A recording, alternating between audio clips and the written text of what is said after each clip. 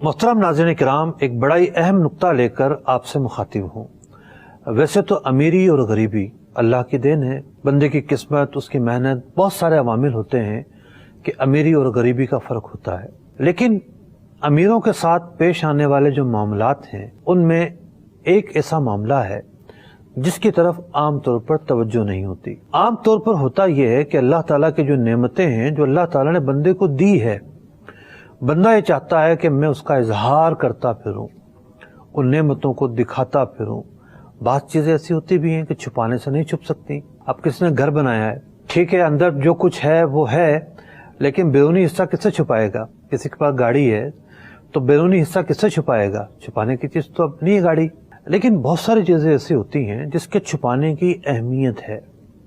ایک حدیث پاک ہے، نبی اکرم علیہ الصلوۃ والسلام نے ارشاد فرمایا، استعینوا علی قضاء حوائجکم بالکتمان فإن کل ذی نعمت محسود۔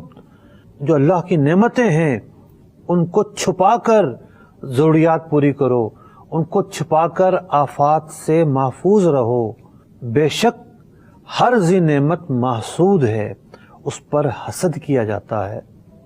تو بہت ساری چیزیں ایسی ہوتی ہیں جہاں اظہار نہیں ہوتا۔ اچھا، جن چیزوں میں اظہار ہوتا بھی ہے، یہ بات تو طے ہے کہ وہاں تفاخر کی نیت نہیں ہوگی، تکبر کی نیت نہیں ہوگی، دوسرے کو نیچا دکھانے کی نیت نہیں ہوگی۔ اس کے علاوہ بھی جو چیزیں ہوتی ہیں، بعض چیزیں ایسی ہوتی ہیں کہ وہاں پر انسان کو چھپانا پڑتا ہے، نظر لگ جاتی ہے، کسی اور آفت کا بندہ شکار ہو جاتا ہے۔ میں نے پڑھا بعض کتابوں میں، طالب المتعلم کا ترجمہ میں نے کیا ہوا ہے، راہ علم کے نام سے مکتبۃ المدینہ سے کوئی 20-22 سال سے چھپ رہا ہے، تو طالب المتعلم میں لکھا ہوا ہے کہ جو باہر کا کھانا ہے اس سے اس لیے بھی بچنا چاہیے کہ اس پر فقراء اور جو محتاج لوگ ہیں ان کی نظر پڑتی ہے، ان کی نظر پڑنے کی وجہ سے برکت کم ہو جاتی ہے۔ تو ہمارے ہاں ایک دستور ہے کہ جناب دکھاؤ۔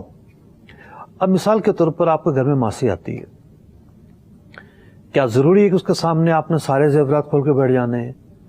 یا آپ کی بیٹھک میں قریب میں کوئی ملازم بیٹھا ہے یا کوئی ایسا آدمی ہے جو غریب ہے، اب آپ نے لاکھوں کروڑوں کے جو نا وہ باتیں اس کے سامنے کرنی کیا ضروری ہیں؟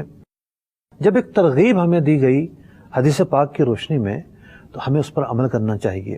ایک اور حدیث پاک ہے، ایک مرتبہ بارگاہ رسالت صلی اللہ علیہ وسلم میں دودھ پیش کیا گیا، پیارے آقا علیہ الصلوۃ والسلام نے ارشاد فرمایا، اس پر کوئی چیز رکھ کر کیوں نہیں لے کر آئے؟ اب اس کی کئی وجوہات ہو سکتی ہیں۔ مفتی احمد یار خان نعیمی رحمۃ اللہ تعالی لکھتے ہیں، اس کی وجہ ایک یہ تھی کہ نظر لگنے کا جو معاملہ تھا اس بات کی تعلیم دیتے ہوئے آپ علیہ الصلوۃ والسلام نے یہ اہتمام کرنے کا حکم ارشاد فرمایا۔ ہو سکتا ہے کوئی اور وجہ ہو۔ ہمیں ایک واقعہ سورہ یوسف میں بھی دیکھنے کو ملتا ہے۔ حضرت یعقوب علی نبینا علیہ الصلوۃ والسلام، آپ کے بیٹے جو مصر میں داخل ہونے لگے، تو مصر میں داخلے کے 4 مختلف دروازے تھے، تو آپ نے اپنے بیٹوں کو نصیحت کی کہ جب تم دروازے میں داخل ہونے لگو تو ایک ہی دروازے سے سارے کے سارے داخل نہ ہونا۔ سارے کے سارے وجیح، خوبصورت اور دکھنے میں بڑے باکمال نظر آتے تھے، تو یہ خدشہ لاحق ہوا کہ جب ایک ہی دروازے سے آئیں گے تو نظر بد کا شکار نہ ہو جائیں، اور انہیں نصیحت کی گئی کہ الگ الگ دروازے سے داخل ہونا ہے۔ قرآن پاک نے اس بات کو یوں بیان کیا، وقال یا بنی لا تدخلوا من باب واحد وادخلوا من ابواب متفرقہ، اور کہا کہ اے میرے بیٹو، شہر میں تم سب ایک دروازے سے داخل نہ ہونا، وادخلوا من ابواب متفرقہ، اور مختلف دروازوں سے داخل ہونا۔ یہ وہی فلسفہ ہے کہ نعمتوں کو چھپایا جائے۔ یعنی بہت ساری آفات ایسی ہوتی ہیں کہ بندہ بطور خاص نظر بد، بندہ جو ہے نعمتوں کو چھپا کر جو ہے ان سے بچ پاتا ہے۔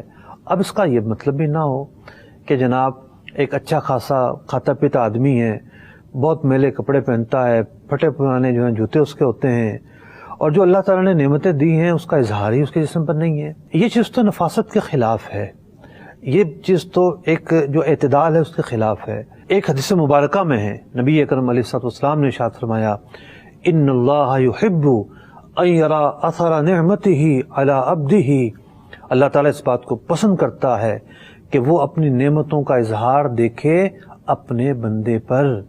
تو اس کا تعلق صفائی ستھرائی اعتدال سے ہے کہ بندہ یہ بھی نہ ہو کہ جو اللہ تعالیٰ نے دیا ہے اس سے نفع ہی نہ اٹھائے. تو نفع ضرور اٹھایا جائے، لیکن حیثیت کے لوگوں میں بیٹھے ہوئے ہیں، آپ نے ویسے ہی کپڑے پہننے ہیں، تو اب کس کی نظر لگنی ہے؟ آپ نے اچھا کھانا کھانا ہے، اسی حیثیت کے لوگوں میں بیٹھ کر کھانا ہے، تو کس کی نظر لگنی ہے؟ اصل چیز یہ ہے کہ جہاں تفاوت ہے، جہاں فرق ہے، جہاں ایک ترسی ہوئی نگاہیں آپ کو دیکھ رہی ہیں، جہاں ایک بھوکی نگاہیں آپ کا تعاقب کر رہی ہیں، تو ان نگاہوں سے جو ہے بچنا ضروری ہے. میرے ساتھ ایک مرتبہ اتفاق ہوا کہ میں نے ایک ایسی فلائٹ پکڑی جو کھانا اور پانی کچھ بھی نہیں دیتی، اور میں نے اپنے لیے ایک ٹفن جو ہے وہ بک کروا لیا. وہ سینڈوچ تھا ایک ویجیٹیبل کا. اب میں نے لے تو لیا، اب میں انتظار کروں کہ جو اتنی ساری نگاہیں میری طرف دیکھ رہی ہیں کہ بھئی یہاں تو کھانا ملتا نہیں، اس کو کیوں ملا؟ اچھا کچھ لیبر لوگ بھی تھے، تو میں دل میں خیال آیا کہ تو بیچارے پیسے بھی نہ ہوں گے، کیا ہوگا؟ خیر میں نے شیئر کیا ایک آدھ کے ساتھ. تو میں تھوڑا سا انتظار کیا، پہلے جو ہے نا ذرا یہ جو ایک ساری نگاہیں میری طرف متوجہ ہیں یہ ذرا ریلیکس ہو جائیں، 10 منٹ کے بعد کھاؤں گا. تو یوں کچھ چیزیں ایسی ہوتی ہیں جہاں بندے کو احتیاط کرنی پڑتی ہے. آپ بھی احتیاط کیجئے. اللہ تعالیٰ ہم سب کو آفت و بلیات سے محفوظ فرمائے. اللہ رب العزت ہمارے جان و مال، ہمارے اہل خانہ، عزیز و اقارب سب کی حفاظت فرمائے. آمین بجاہ النبی الامین صلی اللہ علیہ وسلم.